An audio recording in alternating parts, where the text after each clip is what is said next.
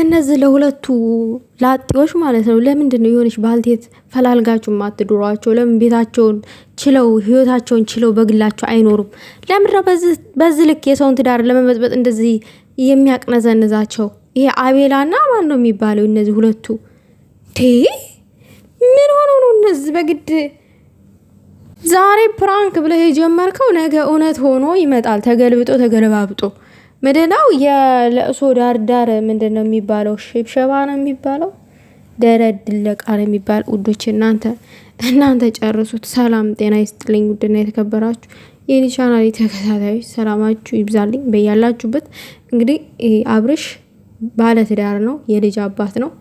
የሚያደርገው ነገር አሁን ላይ በጣም የሚያሳፍር ነው፣ በጓደኞቹ ተገፋፊነት ማለት ነው። ለማንኛውም ውዶቼ ላይክ ሼር አድርጉ። አስተያየት ካላችሁ በኮሜንት አስቀምጡ። እነዚህ ሰዎች በደንብ መታጠብ አለባቸው። አብርሽ እንደሆነ እያለ ይሄ ጅል መቼ ነው የሚነቀው? መቼ ነው የሚነቀው ማለት ነው።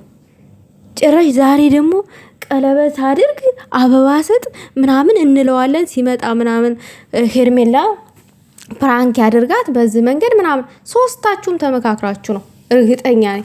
አብርሽም ያውቃል ይህንን ነገር። አንቺ በተከፈው ሰዓት ተጎኔ ነሽ ምናምን በላት ንገራት ምናምን ነገር። ይሄ እኮ ታዲያ እውነተኛ ነገር እኮ ነው የሚነግራት አይደለ እንዴ? በተከፋ ሰዓት ተጎኑ እንድትሆን ያደረገው ማን ነው? እናንተ አይደላችሁ እንዲገፋፍታችሁ? ሲጀመር ልጅቷን ወደ አብርሽ ህይወት ያመጣችኋት እናንተ የጓደኛ ምቀኞች ማለት ነው። የአብርሽና የሩታ ትዳር እንዲበጠበጥ እንጂ እውነት ለአብርሽ አዝናችሁ አይደለም። እንደናንተ አይነቶቹ እስስት ለትዳር ጠንቅ የሆነ ሰው አያስፈልግም። ሲጀመር አንድ ወንድ ልጅም ሆነ ሴት ልጅ ትዳር ውስጥ ተገባች በኋላ ጓደኛ ምናምን የሚባል ነገር አስፈላጊ አይደለም። ትዳር ላይ ትኩረት ማድረግ ነው። እናንተ ደግሞ ዛሬ መጣችሁ የቀልድ ነው ፕራንክ ነው ምናምን ነገር በችግር ሰዓት ጎኔ ነሽ ምናምን ብለህ በቃ ሰክሳት፣ ይሄንን አበባ ስጣት፣ ተንበርከብ ቀለበት አድርገ። ምን አይነት ጉር ነው እየሰራችሁ ያላችሁ? ምን ማለት ነው? አብርሽ ደግሞ ይሄንንም አለላት የእውነት ይመስላታል። ቀጥላ የእውነት ልታረገው አይደለ እንዴ? ዛሬ እኮ ተናገርክ እኮ ፎቶ ፖስት አድርገህ እኮ ተናገርክ። አያችሁ የአቤላ ሰከቴ ምን አለ? ይሄ የምታደርገው ነገር ትክክለኛ ነገር ነው። ማንም በሌለ ሰዓት ከጎን ያለች ሴት ናት። ስለዚህ አውረው ይሄንን እውነታ አስቡት። ይሄ ለምንድን ነው? አንጀት እየበላ ነው አሁን። በእኔ ምክንያት ተሰድበሻል፣ እኔ በከፋኝ ሰዓት ታጠገብ ሆነሻል። ዛሬ እኔ ለአንቺ መንበርከኬ ልክ ነው፣ አንቺ ጥሩ ሰው ነሽ፣ ይገባሻል ምናምን ነገር። ዛት ሚንስ ሩታ መጥፎ ናት ማለት ነው በእናንተ እይታ? ምን አይነት ሰዎች ናቸው እነዚህ? ምን አይነት ሰዎች ደግሞ? አብርሽ እኔ እኮ አብርሽ ነው የሚገርመኝ እያለ ኧረ እነዚህ እንደዛ ካልካት በኋላ አበባውን ታሳያታለህ ምናምን ሲል ይሄንኛው አሽቃባጭ፣ ያንኛው ደግሞ ቀለበቱስ ይላል። ምን አይነት ነገር ነው? አውቀው እኮ ነው፣ አውቀው የተመካክረው። ፍላጎቷ አንድና አንድ ህልሟን ማሳካት ትፈልጋለች ሄርሜላ ተብዬዋ። እሱም ምንድነው? አብርሽን የሷ ማድረግ። ተንበርክኮ እጁን በዘረጋበት ሰዓት ቀለበት ይዞ በጣም ደስታዋ የተነሳ ደንግጣ ዞር ብላ ነበረ። እንደተባለው ግን አበባውን ቀይሮ ሲይዝ ምንድነው አልገባኝም ማለች፣ ደነገጠች።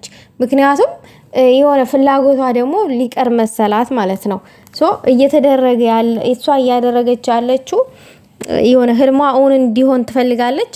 ያንን ደግሞ እውን የሚያደርግላት የአብርሽ አሽቃባጮች ናቸው። አብረው ያሉት እነዛ አሽቃባጮቹ እውን እንዲያደርጉላት ትፈልጋለች ህልሟን ማለት ነው። እና ባጭሩ ምን ልላችሁ ነው የምፈልገው እዚህ ጋር አብርሽ ደስተኛ ነው፣ በሚደረገው ነገር ሁሉ ደስተኛ ነው። ከሄርሜላ ጋር መሆኑ ደስታው ነው ለሱ ማለት ነው። የሆነ ደግሞ ደስ ሲለው የሆነ ነገር ልጁን ማየት ሲፈልግ ደግሞ ሩታ ጋር ይሄዳል። ፍቅር መሰከስ ይጀምራል ማለት ነው። ሩታ ድንጋይ ወይንም የሆነ ሐውልት ነገር አይደለችም፣ የሰው ልጅ ነች።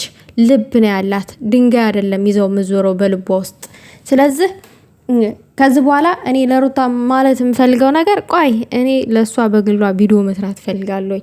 የምሬ ነው ብላችሁ የሆነ ጠጠር ያሉ ሀሳቦች ማለት ነው። ይሄ አብርሽ ዘልዛላ ማለት ነው። ሮጦ ያልጠገበ ትዳር ውስጥ ገብቶ ልጅቷ ላይ ቃቃ መጫወት የለበትም። ከዚህ በኋላ እዛው ይንዘላዘል ተጓደኞቹ ጋር።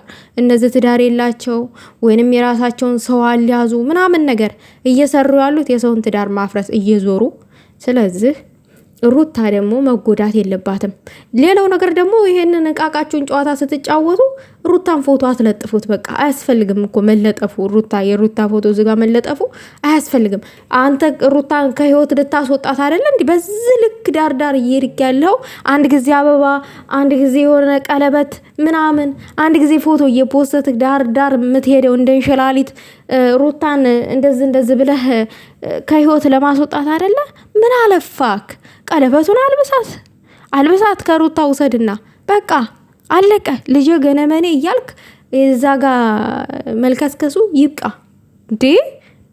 በቃ መባል አለበት ይሄ ሰው። የምሬን ነው። በቃ ልንለው ይገባል እንዴ! እኔ የምለው ግን ይሄ ማነው ይሄ ቡራና አቤላ የሚባሉት ሰዎች ለምን ቃሜት አልብሳችሁ ከማጀት አታውሏቸውም? እናንተ ሴት እህት የለቻችሁም እንዴ? በሩታ እጅ አልበላህም አንተ አቤል ተብየው? ለምንድነው እንደዚህ የምትገፋፋው አብሩሽን የማያስበው ነገር ውስጥ? ለምንድነው የማይሆን ህይወት ውስጥ የምትከተው? ለምንድነው የወለደው ልጅ በእንጀራ እናት እንዲያድግ ነው? አልገባኝም። አንቺ ሴት አይደለሽ እንዴ? አይበቃሽም እስከዛሬ የተላላጥሽው? አረ እነዚህ የሰው ጨጓራ ልጠው ጨረሱ። ምን አይነት ሰዎች ናቸው እነዚህ?